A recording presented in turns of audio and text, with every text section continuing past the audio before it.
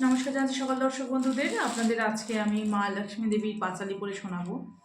তো পাঁচালী এমনই জিনিস, যারা হয়তো পড়তে পাচ্ছেন না, চেষ্টা করবেন। অনেক বয়স্ক মানুষ আছে যারা হয়তো পড়তে চাইলেও প্রতি বৃহস্পতিবার পড়তে পারে না। তো সেই ক্ষেত্রে আমি বলবো, বাড়ির আর 5 জন যারা রয়েছেন সেই মানুষকে অবশ্যই শোনাবেন। আর বাড়িতে মা লক্ষ্মীর পাঁচালী অবশ্যই পড়বেন। তাতে কিন্তু অনেক দুঃখ কষ্ট দূর হয়, প্লাস আপনাদের আয় উন্নতি কিন্তু অনেক এগিয়ে যায়। ব্যবসা বলুন, চাকরি বলুন, সর্বক্ষেত্রে কিন্তু মা লক্ষ্মীর আশীর্বাদ থাকে। সেই জন্য আমি বলবো পাঁচালী অবশ্যই পড়বেন আপনারা। প্রতি বৃহস্পতিবার করে আপনারা পাঁচালী পড়ুন। তো আজকে আমি আপনাদের পড়ে শোনাচ্ছি। জয় মহালক্ষ্মী দেবী। দোল পূর্ণিমা নিশি নির্মল আকাশ, মন্দ মন্দ বইতেছে মলয় বাতাস। লক্ষ্মীদেবী বামে লয়ে বসি নারায়ণ, করিতেছে নানা কথা সুখে আলাপন। হেনকালে বিনা করে আসি মুনিবর, উপনীত হলো আসি বৈকুণ্ঠ নগর। উভয়ের শ্রীচরণে করিয়া প্রণতি, করজোরে রহি চাহি লক্ষ্মীদেবীর প্রতি। কি কারণে আগমন লক্ষ্মী জিজ্ঞাসিল, প্রণমিত পুনরায় ঋষি নিবেদিল। বল মাগো এ তোমার কেমন বিচার, চঞ্চলা চপলা প্রায় ফিরে দ্বারে দ্বার। ক্ষণকালে তরে তব নাহি কোথা স্মৃতি, সেই হেতু নরনারী ভুগিতে দুর্গতি। অসহ্য যাতনা তাহা সহে অনুক্ষণ, অন্যভাবে শীর্ণকার বলহীন দেহ। অতি কষ্টে আত্মহত্যা করিতেছে কেহ, কেহ দেখি প্রাণধিক পুত্র কন্যাগণে পরিত্যাগ করি যায় অন্যের কারণে। বলমাগ প্রকাশিত কি পাপের ফল, ভীষণ দুর্ভিক্ষে শতামত্যবাসী জলে। নারদের বাক্যে লক্ষ্মী দুঃখিত অন্তরে, কহিলেন তাৎপর ক্ষুণ্ণ মুনিবরে।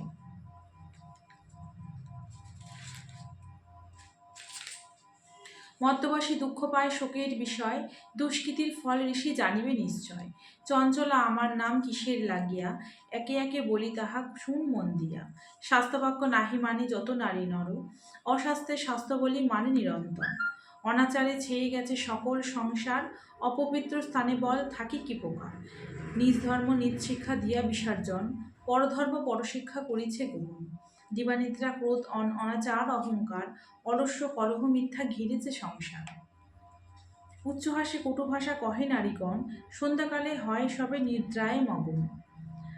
রমণী ভূষণ লজ্জা দিয়া বিসর্জন, ইচ্ছামতো যথাতথা করিয়েছে গমন। ধূপ দ্বীপ কেহ নাই দেয় সন্ধ্যাকালে, সতীর সিঁদুর শোভা নাহি কপালে। না দেয় প্রভাতে তার গোময়ের ছড়া, ঘৃণা নাহি করে তারা বাসি বস্ত্র পরা। লক্ষ্মী স্বরূপিণী নারী করিয়া সৃজন, মত্তধামে পাঠিয়াছি সুখের কারণ। ক্ষণিক সুখের আসে ভুলিয়া আমায়, অকাজ কুকাজে তবে সংসার মজায়। শ্বশুর শাশুড়িগণের নহে ভক্তিমতী, কটু কথা কহে সদা তাহাদের প্রতি। স্বামীর আত্মীয়গণে না করে আদর, সবাই থাকিতে চায় হয় স্বতন্ত্র। লজ্জা আদি গুঞ্জত রমণী ভূষণ, সবাই তারা একে একে করিছে বর্জন। অতিথি আসলে তারা রুষ্ট হয় মনে, পতির অগতে খায় যত নারীগণ। পতিরে কহে হেলা না শুনে বচন, ত্যাজিয়াছে গৃহধর্ম ছেড়েছে রন্ধন। নরগণে নারী সঙ্গে সময় কাটায়, সদা মিথ্যা কথা বলে সত্য নাহি কয়। সর্বদা তাহারা মোরে করে জ্বালাতন, চঞ্চলার মতো তাই ফিরি সর্বক্ষণ। হিংসা দেশ ঈর্ষাপূর্ণ তাদের হৃদয়, পরশে কাতর চিত্ত কুটিলতাময়। দেব যেতে নাহি ভক্তি তুচ্ছ গুরুজন, নিজ সুখে সর্বদা কহে অন্বেষণ। রসনা তৃপ্তির লাগি অখাদ্য ভোজন, তার ফলে করে ঋষি পুষ্ট আক্রমণ। ঘরে ঘরে এইরূপ পাপের আগার, অচলা হইয়া বল থাকে কি প্রকার। ত্যাজিয়া এইসব দোষ হলে সদাচারী, নিশ্চিলা হইয়া আমি থাকিব বিভূরি। এত শুনি ঋষিবর বলে ক্ষুণ্ণ মনে, কিরূপে প্রসন্ন মাতা হবে নরগণে। কিরূপে নারী পাবে সব পদছায়া, ওগো দয়াময়ী তুমি না করিলে দয়া। স্মৃতি স্মৃতি প্রবলয়ে তুমি অধিকারী, জগৎ প্রস্তুতে তুমি জগৎ ঈশ্বরী। কৃপাপুরী বল মাগো ইহার বিধান, মর্ত্যবাসী দুঃখী দেখি কাঁদে মন প্রাণ। ঋষির বাক্যে মা লক্ষ্মী দয়া উপচিল, মধুর বচনে তারা বলিতে লাগিল। নরনারী দুঃখ শুনি কাঁদিছে অন্তর, যাও বাছা প্রতিকার করিব সত্তর। ঋষিদের বিদায় দেয়া লক্ষ্মী ভাবে মনে, জগতের দুঃখ দূর করিব কেমনি। কিরূপ সবার দুঃখ করিব মোচন, তুমি মোরে উপদেশ দাও নারায়ণ।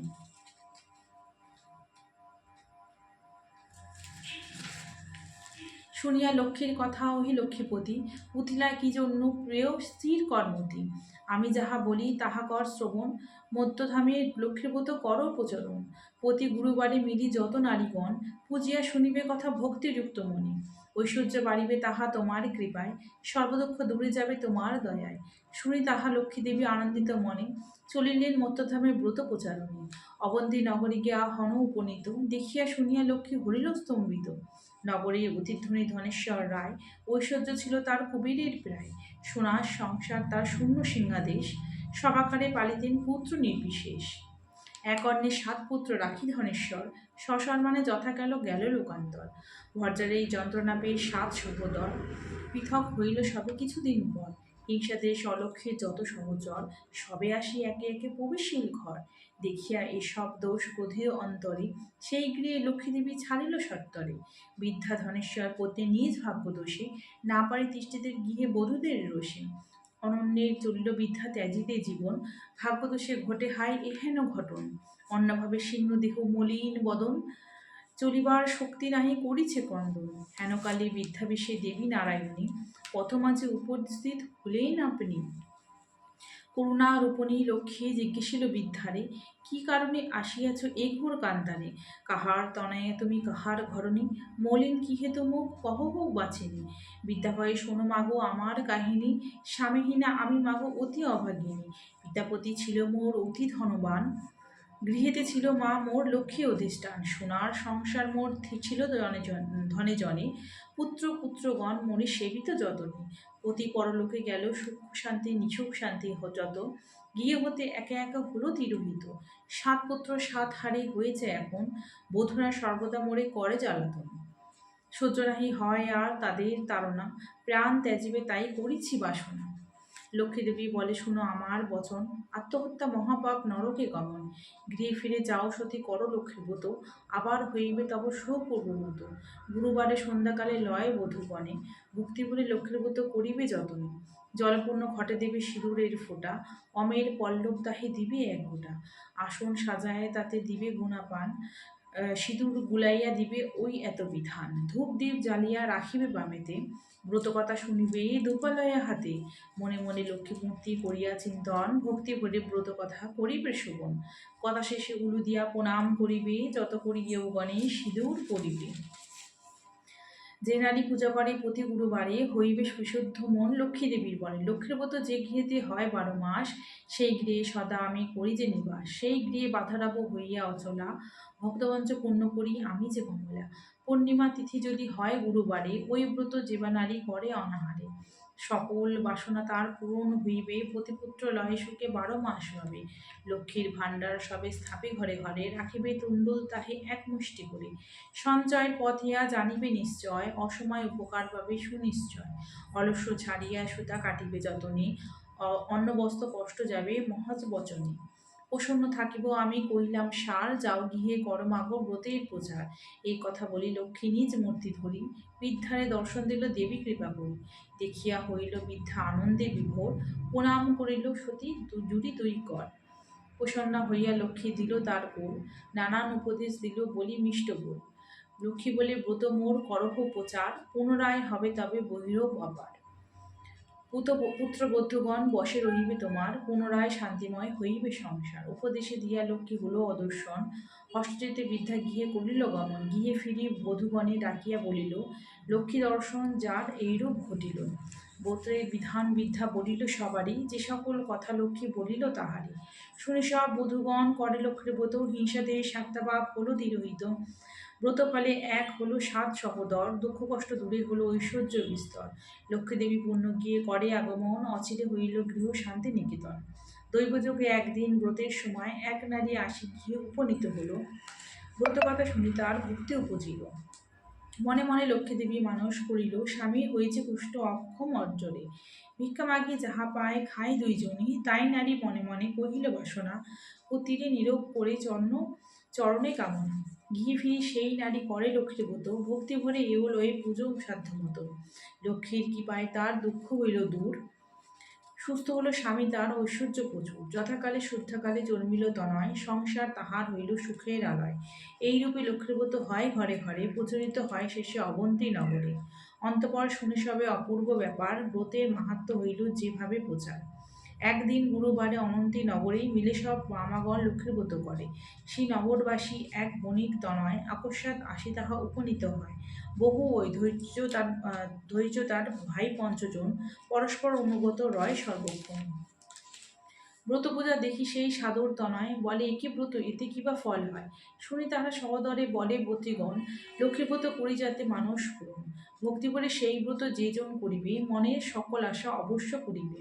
শুনি তাহা সদাগর বলে অহংকারে, এ যেন অভাবে থাকে এ পুজো উপহারে। ধৈর্য সুখ ভোগ যা কিছু সম্বরে সকলেই আমার আছে, আর কি বা হবে? ভাগ্যে যদি নাই থাকে লক্ষ্মী দিবে ধন, হেনকালে কভু আমি শুনেছি কখন। গর্বিত বচন লক্ষ্মী সইতে না পারে, অহংকারের ফলে লক্ষ্মী ছাড়িল তাহারে।